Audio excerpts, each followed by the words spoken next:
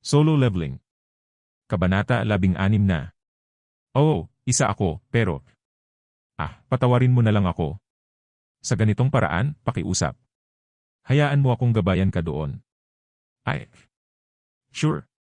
Dahil sa pakiramdam na baka mas maging komplikado ang kanyang mga problema kung sasabihin niyang may hindi pagkakaunawaan dito, nagpasya si Seong Jin-woo na tahimik na sundin ang patnubay ng sundalo sa ngayon. Pagkatapos ay inilibot ni Jin-woo ang kanyang tingin sa paligid niya. Ngayon na nakikita ko, ito ay... Ang nakapaligid na kapaligiran ay nadama sa halip na kahina-hinala. Ang mga kalye ay lubos na walang tirahan. Ang tanging nakikita niya ay ang mga sundalo at mga miyembro ng pulisya. Gayon din ang mga bangkay na kabilang sa mga halimaw, mga nawasak na kotse, at mga gusali na may mga bitak na tumatakbo sa kanilang mga pader. Natanto ni Jin-woo ang nangyari dito. A gate must have opened up nearby. Ang isang bagay na tulad ng halos hindi kailanman nangyari sa mga araw na ito na may mahusay na itinatag na sistema ng hunter sa lugar, ngunit kung minsan, ang isang gate ay lilitaw sa isang liblib na lugar, at ito ay pupunta. Hindi napansin ng ilang sandali. Dahil dito, walang lalapit sa paligid upang isara ito sa oras. Nang mangyari ang gayong pangyayari, nagpadala ng mga sundalo mula sa kalapit na mga base para bumili ng ilang panahon hanggang sa makarating sa lugar ang mga hunter. Siyempre, hindi umubra ang mga armas ng mga sundalo laban sa mga halimaw. Gayunpaman, upang mapadali ang paglikas ng mga sibilyan, kailangang ialay ang isang tao bilang mga sakripisyo. Sa madaling salita, sila ay magiging kanyon na pakain. Isang papel na walang nagawa ang isang tao kundi ang gumanap ay nakahandusay sa balikat ng mga kabataan ng bansang ito. Salamat po. Ang sundalo na nauna nang umakyat ay nagpasalamat kay Jin-woo. Patawad po. Well, dahil ang mga hunters tulad ng iyong sarili ay lumalaban ng husto, nagagawa naming umuwi sa pagtatapos ng araw, nakikita mo. Sabi niya salamat. Iyon ang gustong sabihin ni Jin-woo sa sundalo sa halip. Mga sundalo sa mga mangangaso at mga mangangaso sa mga sundalo. Bilang befitting ang mga taong nakikipaglaban upang protektahan ang isang tao o kahit na isang bagay, sila ay nagpapahayag ng kanilang pasasalamat laban sa isa't isa. Beep. Nagliwanag ang ekspresyon ng sundalo matapos niyang matanggap ang radio transmission. Nakatanggap ako ng isang salita na ang mga halimaw sa paligid ay naharap at ang pinakamalaki lamang ang nananatili. Tumango lang si Jin-woo. Hindi na niya kailangang marinig ang paliwanag ng sundalo para malaman. Talagang nadama niya ang pagkakaroon ng makapangyarihang life form sa malapit. At nadama pa niya ang ilang auras ng hunters na nakapalibot dito masyadong. Ang pinahusay na perception stat ay pagpapadala ng mahahalagang impormasyon sa anyo ng mga sensasyon at damdamin. At sa ganoong paraan halos agad naisip ni Jin-woo. Yung bagay na yan ang boss. Hindi nagtagal, makikita na ang nilalang sa malayo. Sa walang laman, bukas na espasyo na hindi masyadong malayo sa kanya, isang dosenang o kaya hunters ay nakapalibot sa isang higanteng ginawa mula sa bato. Iyon ay kasing taas ng poste ng telepono. Isa itong halimaw na tipo ng golem. Napabuntong hininga ang sundalo sa takot habang humakbang paatras. Marahil ito ay ang kanyang unang pagkakataon na nakita ang isa, mula nang makita niya ito, ang kanyang buong katawan ay tumigas kapansin-pansin. Ngunit pagkatapos ay muli, karamihan sa mga tao ay magre-react sa isang katulad na paraan. Ang pagkakaiba sa pagitan ng pagtingin sa isang halimaw para sa tunay at makita ito sa isang TV o isang monitor ng komputer ay tulad ng langit at lupa pagkatapos ng lahat. Hindi tulad niya, nanatiling kalmado si Jin-woo at napagmasdan ang nagaganap na sitwasyon. Mga tagapagpagaling. I-focus ang iyong pagpapagaling sa tanker. Ginagawa rin namin ang lahat ng makakaya namin. Bakit hindi pa ito namamatay? Ano ang ginagawa ng mga dealers ng pinsala? Hindi man lang ito malapit sa malayo, hindi ba? Ang mga depensa ng halimaw ay napakalakas. At kulang lang ang magic-type hunters namin sa grupo namin. Dahil nagmamadali silang ipinatawag dito, wala sa kanila ang tila high-ranked hunters. Parehong ang kanilang mga depensa at pag-atake ay hindi tumingin na epektibo sa lahat. Dahil doon, hindi maiwasan ni hunters na masangkot sa matagal na labanan ng attrition. Boom! Kapag ang golem slam nito napakalaking bato kamao pababa, ang hunter kumikilos bilang ang tanker ay walang pagpipilian, ngunit upang lumuhod down lamang para sa isang maikling segundo. Kihyop! Nagsuka ang tanker ng isang bibig na puno ng dugo. Hindi. Ang tanker ay maaaring mamatay sa ganitong bilis. Ano ang gusto mong gawin ko? Ang aking Magic Energy Reserve ay ganap na walang laman, alam mo. Hindi pa ba dumarating ang suporta mula sa matataas na hunters? Ang mga hunters na ito ay mukhang nakarating na sa kanilang hangganan. Ang tingin ni Jinwoo, nang ipasok niya ang lahat ng ito, ay matalim na naliwanagan. Kung ganoon lang talaga. Kaya ko to. Dahan-dahang umatras ng ilang hakbang si Jinwoo.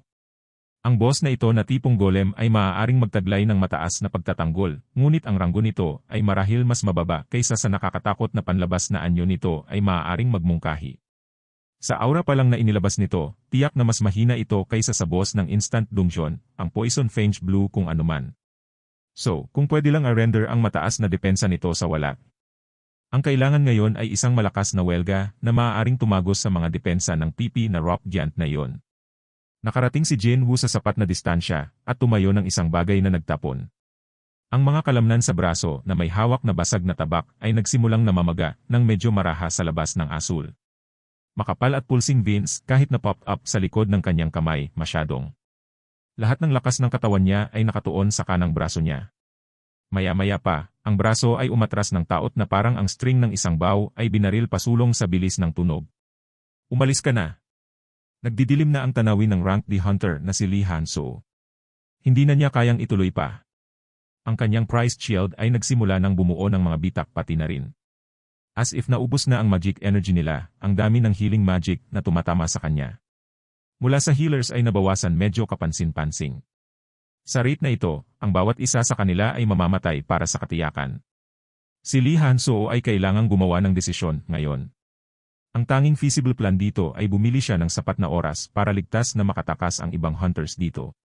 At sa ibang pagkakataon, ang mga hunters na may mas mataas na ranggo ay nagpapakita upang patayin ito. Golem. O, lahat tayo ay sabay-sabay na namamatay dito. Nabuo ang malamig na pawis sa noo ni Lee Han-soo. Sa wakas ay pinatibay niya ang kanyang determinasyon. Sigaw ni Lee Han-soo habang nakatingin sa likod. Iwan mo na ito sa akin at sa inyo lahat Gota. Sa sandaling ito nakita ito ni Lee Han-soo. May lumipad patungo dito habang malamig itong kumikislap sa hangin sa gabi. Actually, sensed lang niya na may nakita siya, pero hindi talaga makapili ang mga mata niya sa anumang hawak. Ganon kabilis ang nangyari. Kwahang! Yung something na tumama sa ulo ng golem at grandly sumabog. What the hell? Napalaki ng mga mata ni Lee Han-soo. Ang walang ulo golem nagsimulang tottering dangerously. Ang hunters nagsimula roaring out sa elation lamang pagkatapos. Minsan pa nilang itinuon ang kanilang mga pag-atake. Ito ay gumagana. Ang aming mga pag-atake ay gumagana. Ito ay bumabagsak. Medyo marami pa. Kaunti pa at mananalo tayo. Tila wala sa kanila ang nakapansin sa bagay na lumilipad papasok mula sa isang lugar dahil masyadong nakatuon sila sa pag-atake sa halimaw. Maliban kay Lee Han-soo. Nakatayo sa harap mismo ng golem, iyon ay Ruwa-ar. Sa huli, bumagsak ang golem. Thud. Ang mabigat na katawan ay bumagsak sa lupa at sinipa ang isang malakas na bagyong alikabok. Wah! Hunters lahat ng sumigaw sa elation at ipinagdiwang ang kanilang tagumpay. Ginawa namin ito. Pinatay namin ito. Tanging si Lee Han-soo lamang ang nakakita ng lahat at dahan-dahan siyang umiling. Hindi man lang natuloy ang pag-atake namin sa lalaking ito. Nagmamadaling hinanap ni Lee Han-soo ang paligid ng nahulog na golem.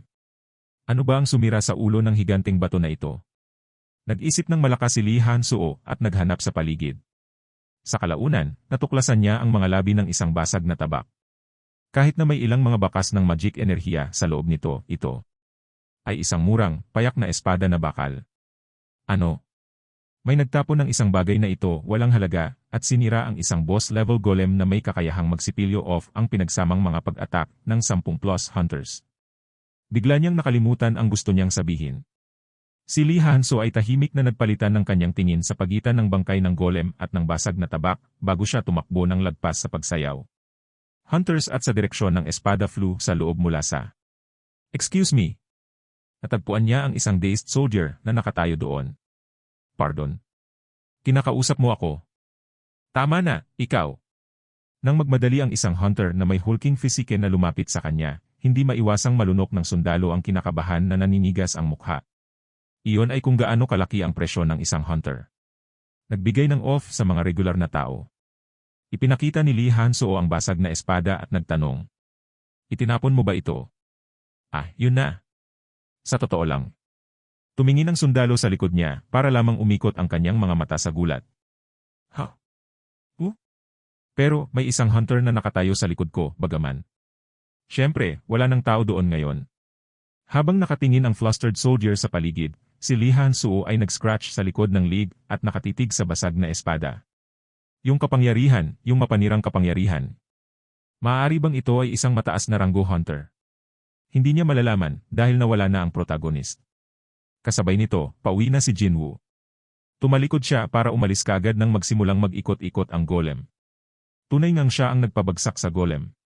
Alam na alam niya ang katotohanan ito. Ngayon ay orihinal, ang luot at ang kita na nagmumula sa isang patay na halimaw ay pag-aari lamang ng hunter na pinamamahalaang upang patayin ito. Kung gusto niya, pwede siyang makipagkumpetensya para sa karapatan sa mga golem. Gayunpaman, ito ay magiging problema kapag sinusubukan upang patunayan na ako ay may kakayahang nagdadala down ng isang golem tulad na. Sino ba naman ang maniniwala sa paniwala na bumagsak ang isang higanteng golem dahil sa pag-atake ng isang maliit na ranggo wala man lang siyang tamang ebidensya para i-back up siya, masyado. Naisip ni Jinwoo na hindi malaki ang maitutulong ng basag na espada o ng sundalo na nakatayo sa tabi niya sa pagsisikap na iyon. At hindi iyon ang lahat. Higit sa lahat, kailangan niyang ibunyag ang dahilan kung paano nadagdagan ang kanyang mga kakayahan ng husto na maaari siyang bumagsak ng isang golem na ganoon. Ang hirap niyang isipin ito, mas marami siyang mawawala kaysa sa makuha. Ang isa at tanging kakayahan sa buong mundo na mag-level up. Hindi niya kayang madulas at ibunyag ang pagkakaroon ng walang katulad na kakayahan na ito para lamang sa kapakanan ng pag-angkin ng mga labi ng isang solong golem. Kawawa naman, pero hindi matulungan. Gayunpaman, hindi ito tulad ng kung siya ay lumakad palayo ganap na walang laman ang kamay pa rin. Hindi, kaysa sana, siya ay kumita ng medyo malaki, sa katunayan. Ang mensaheng narinig niya sa sandaling bumagsak ang higanteng si Golem. Level up. Tumaas ng isa ang level niya dahil pinatay niya ang Golem. Sa katunayan, ang aking mga antas ay tataas kung ako hunt ang mga monsters mula sa normal na dungeons. May natutunan siyang mahalagang impormasyon. Iyon lang ang sulit. Isang luma at decrepit apartment na matatagpuan sa labas ng lungsod, ang bahay ni Jinwoo ay nasa ikawalong palapag ng gusaling ito. TL, ginagamit ko ang Commonwealth way of counting floors. Kaya para sa lahat ng hindi, magiging 9th floor ito para sa inyo. Nahanap niya ang susi at pumasok sa lugar. Madilim sa loob. Nag-aaral pa rin ng mabuti si Jin Malamang na nasa library pa ang kanyang nakababatang kapatid na babae, at nag-aaral. Nakakita siya ng isang mangkok ng kanin at ilang sopa sa hapagkainan. Ilang taon na rin si inay sa ospital, at ang mga putahing ito ay mula sa kanyang nakababatang kapatid na babae. Ang piraso ng papel, isang memo mula sa kanya, ay naglalaman ng isang bungkos ng mga cute na nakasulat na salita. Huwag patayin sa gutom ang iyong sarili. Ma-check ko mamaya kung kinain mo silang lahat. She must have prepared them, kahit busy siya bilang isang bubuyog, matapos niyang sabihin sa kanya ang plano nitong umalis ng ospital kanina. Ngumiti ng mahina si Jinwoo at nanirahan para kumain. Gayunpaman, may isang bagay na nais niyang kumpirmahin muna bago gawin yon. Window ng status. Pangalan, Seong Jinwoo. Antas, 18. Klase, wala. Title, Slaughter of Wolves. HE, 2,220. MP, 350. Pagod, 2. Stat A. Lakas, 48. Stamina, 27. Liksi, 27. Katalinuhan, 27. Perception, 27. Magagamit na mga puntos upang ipamahagi, 0. Mga kasanayan. Mga kasanayan sa pasid. Hindi kilala, LV, max. Pagtitiyaga LV, 1. Mga aktibong kasanayan. Dash LV, 1. Akala niya ay matagal na ang araw na ito. At salamat sa mahabang araw na ito, level 18 na siya ngayon. Ang kanyang lakas ay papalapit sa 50, at ang iba pang mga stats ay nadagdagan din ng malaki pati na rin. Naisip pa niya kung ano ang ginawa ng agility at perception stats, masyadong. Sa tuktok nito, idagdag sa ang katunayan na natagpuan ko ang isang napakakapaki-pakinabang na dagger na may mahusay na mga pagpipilian at lahat na gold na hindi ko alam kung paano gamitin lamang pa, pagkatapos ay Kahit na binaliwala niya ang espesyal na gamot na nakuha niya, ang kanyang pananakop sa instant dungyon ay isang malakas na tagumpay. Part Siyam. Mga tuko. Ang isang taong lumalabas ng bahay sa madaling araw ay hindi maiiwasan na maging maingat sa kanilang paggalaw. Baka sa huli ay aksidenteng magising ang kanilang pamilya. Mga miyembro, tutal. Kaya naman tahimik na isinasara ni Song Jin ang front door ng bahay nila para hindi magising ang kapatid niya sa pagkakatulog nito dahil malapit na siyang umalis papunta sa school. Pero, kung ganoon, papasok ka na ba sa school? Nagulat siya nang may tinig na dumating mula sa malapit sa kanya at agad siyang tumalikod para tumingin. At nakita niya si Jin Woo na nagjogging papunta sa kanya. Siya ay kitted out sa tracksuit at sneakers. Hinila niya ang hood sa taas at mukhang nagjogging siya ng madaling araw. Namula ang mga mata ni Jin sa pagkabigla. Ano ba naman opa, gising ka na ba? Yup, been a while since nagising ako, alam mo. Hoy, magsaya ka ngayon at ingat ka sa daan. Sure. Pinagmasdan ni Jin ang likod ng kanyang kapatid nang pumasok ito sa apartment at ikiling ang ulo nito. Ngayon na ay kaya kakaiba. Nauna pa talaga si Opa sa paggising ko. Hindi kailanman tatawagin ng isa si Jin Woo na isang tamad na uri, ngunit si Jin ang laging unang nagsimula ng araw hanggang ngayon dahil lamang sa hindi pangkaraniwang masipag siya na hindi angkop. Para sa kanyang age group. Ngayon na iniisip ko ito. Parang mas malawak ang likod ng kuya niya kaysa dati sa hindi alam na dahilan. No way na totoo. Ang katawan ng isang tao ay hindi ginawa mula sa ilang mga goma band, kaya paano ito ay maaaring magkaroon ng anumang kahulugan para sa kanya upang palawakin at kontrata sa isang puwang ng ilang araw. Siguro nagkamali ako.